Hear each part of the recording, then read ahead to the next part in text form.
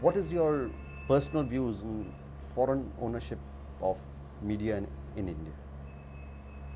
Uh, Foreign ownership, obviously no, but foreign equity participation in the media, I think, would be most welcome. I'm talking about print media. Print media, yes. I am in favor of foreign equity participation in every branch of activity, including the print medium.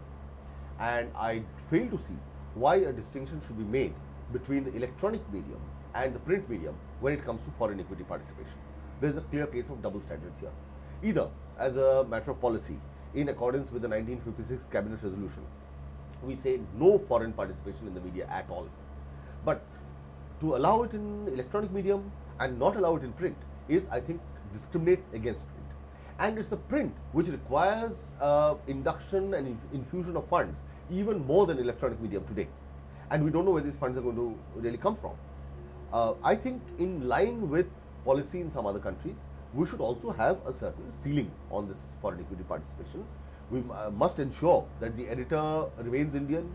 We must see to it that no foreigner can own 51%. Controlling interest should remain with Indians. But foreign equity participation as a commercial venture in the print medium, I don't see why it should be separate from any other industry. Well, one of the flip side is, of course, that the moment you have a foreign equity participation in, a print medium, then you have an interface with a politician. The foreigner starts interfering within your political process, and thereby there is always a chance of, manipulating or remote controlling the policies of a sovereign nation. How does this, differ from what they can do with electronic? It is the same thing. I mean, in electronic medium also, once you have foreign equity participation, when you have foreigners kind of coming in and having controlling interest in many cases, I mean, it's already there. Which you therefore say that, something like Star News, already the accusation is that Rupert Murdoch is using it as an access to people in power to further his other interests. Look, I mean, that's perfectly possible, but so do most Indian industrialists use the newspaper to gain access to ministers and influence policy. So we all know that. Now, I mean, whether the foreign devil is worse than the domestic devil is could be a matter of some dispute. But honestly, I don't think that it can be allowed beyond a point. There has to be a ceiling. There has to be, some kind of, obviously, controls and regulations to ensure that nobody can do that, to kind of influence policy in any way. But newspaper, the media is a commercial venture. We all need money to survive. And I just don't see why it should be discrimination against the print medium. Either you have a complete ban, don't allow it at all. I would disagree. I personally feel that there is nothing wrong. Our print media, our electronic medium, both are vibrant enough, powerful enough, and no amount of foreign fiddling is going to really affect it. I think it speaks of our own weakness, that we keep fearing this great foreign devil. We are perfectly capable of standing up to do things. But anyway, even for argument's sake, if you accept that, all right, see, foreigner is bad per se, we shouldn't accept his tainted money, fine. Let it be a uniform rule for all sections of the media. Let there not be discrimination, because in the process, print medium is today facing a serious crisis, and this crisis is going to deepen, and eventually, you see, sick newspapers are going to go out of business. The variety, which I think is what ensures the vibrancy of the media today, is gradually going to be a thing of the past. One of the things of protecting the Indian media, so to speak, really comes from our own institutions against the so-called onslaught of the satellite skies, And Prasar Bharati is one such institution which really, on which one can repose a sort of faith and say that this is where Indian interests can be. What is your comment on the kind of board that was constituted, where people accused, that Prasar Bharati is full of cronies of Indra Kumar Gujral, the former government? Do you think that's a fair allegation? I wrote this when it was constituted, and I'm going to say this again, that the Prasar Bharati board was the closest approximation you had to a geriatric ward outside a hospital. And on that ground alone, it should never have been constituted. People who have absolutely no clue of the medium, who were born long before the television had been invented by John Logie Baird, have no business running an electronic medium outfit, number one. Number two, they were largely of one particular ideological persuasion. It was, I think, absolutely shameful on the part of any government to have filled or packed a board with 6 people with 6-year tenure appointments, of a particular ideological persuasion. It was shameless. I don't think any government has the right to do that. This country there's a lot of diversity, and this diversity must be reflected in something as important as Doordarshan and All India Radio. And it was Delhi-centric, it was kind of centered on certain intellectual watering holes of the city, and it was therefore, I think, a most scandalous act on the part of the previous government. Unfortunately, I believe the law does not allow them all to go, but I think they don't, despite the widespread public criticism, the members will not be decent enough to quit.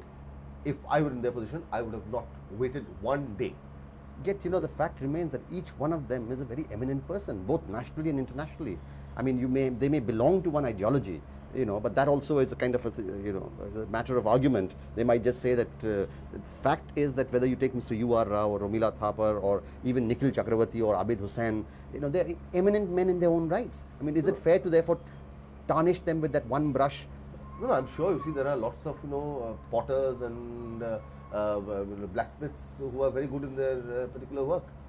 These are intellectually acclaimed. I mean, it's unfair to equate them with potters and blacksmiths.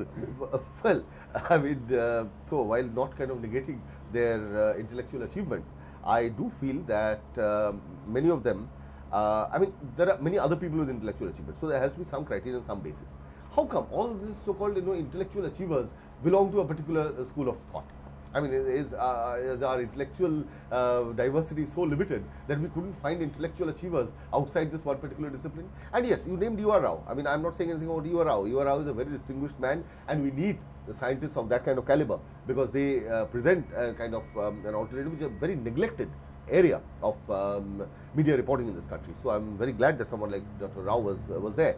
But as far as many of the others are concerned, I don't want to take individual names. Distinguished people, scholars, agreed. But I think there has to be some diversity. So pick and choose. There cannot be that the sole criterion of being Delhi-based, friends of certain leaders, and belonging to a particular ideology. I mean, this diversity must be reflected, which it was not.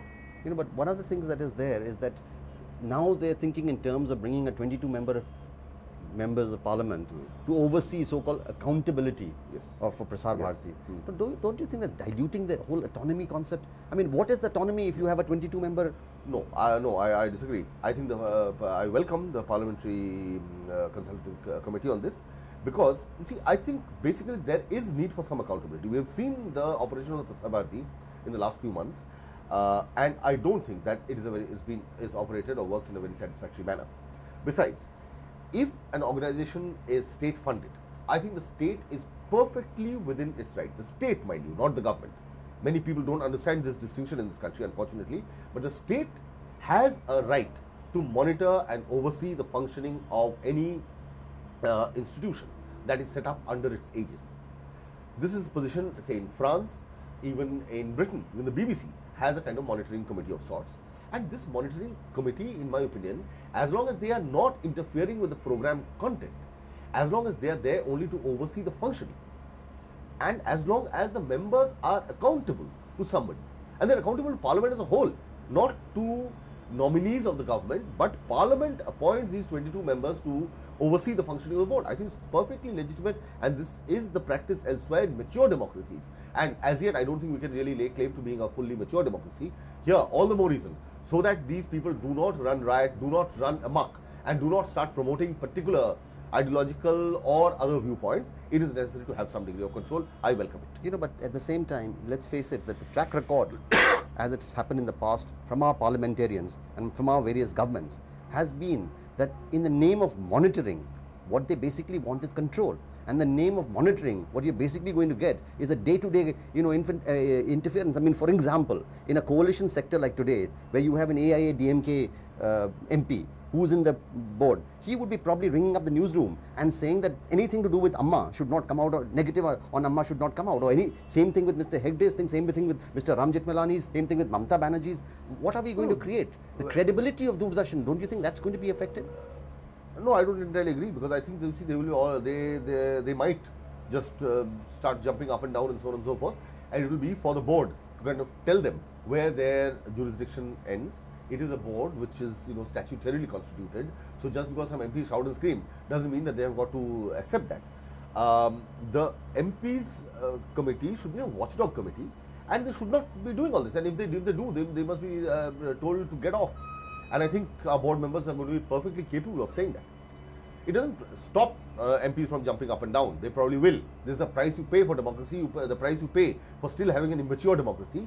So this is part of the hazard. But non-accountability, in my opinion, is a greater hazard.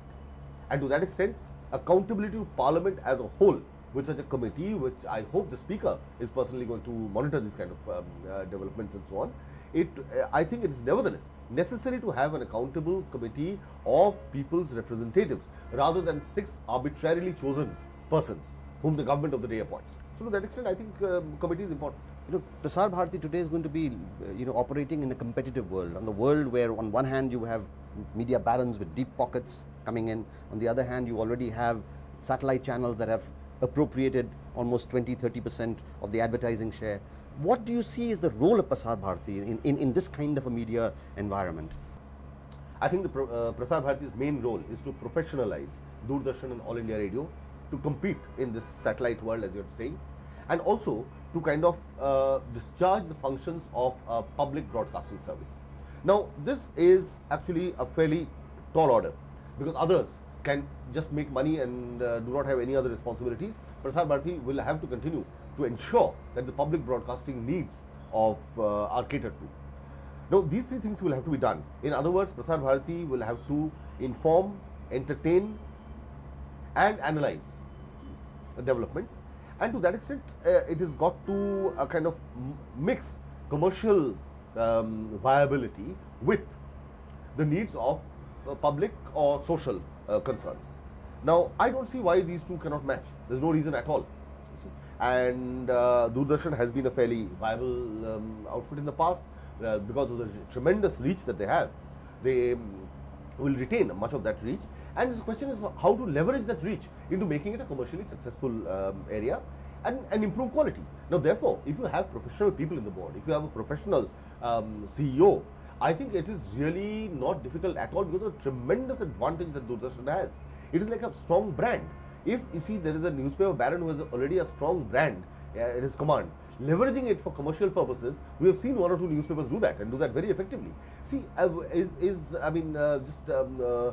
child's play really. You just have to have people of today understanding the medium, who are professionals, who understand the strength of the Doordarshan brand and can leverage it to ensure commercial viability. I think that's half your battle, and once you won your commercial viability battle, discharging your role as a public broadcaster is not problematic at all. I think these things can be very successfully fused, and I see a great future for Prasar Bharati, provided right at the outset political and ideological and other considerations don't come in the appointment and constitution of the board.